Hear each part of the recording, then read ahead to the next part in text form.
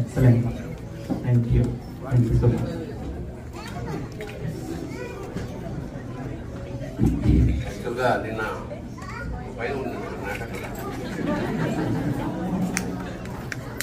నిన్న యాక్చువల్గా ఇప్పుడు కుర్రాడు ఇచ్చాడు పాపం నాకు వాయిద్య సహకారం చేశాడు. ఆ ఉచ్చారణ ఈ వయసులో ఇంత మంచి ఉచ్చారణ అంటే ఇలాంటి పద గుంఫన ప్రొనౌన్స్ అది ఏమిటంటే శరీరంలో సమస్త నాడుల్ని శుద్ధి చేస్తాయి.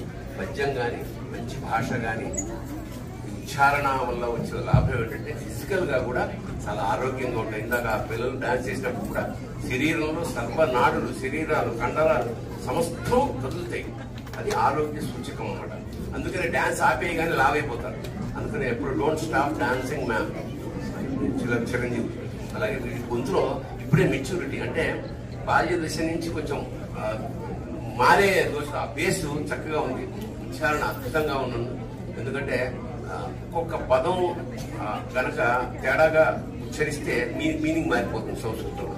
కానీ కుర్రాడు చాలా పట్టుదలతో ఇవాడు కూడా క్లారిటీగా చక్కగా పాడాడు. ఆ చిరంజీవి కూడా పరమేశ్వరుడు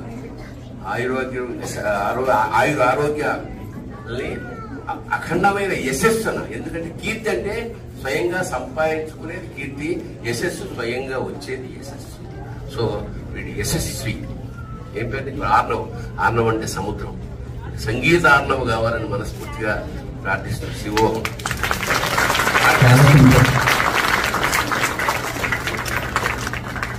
ఎంతో చక్కటి శుభాశిస్సులు దొరికాయి.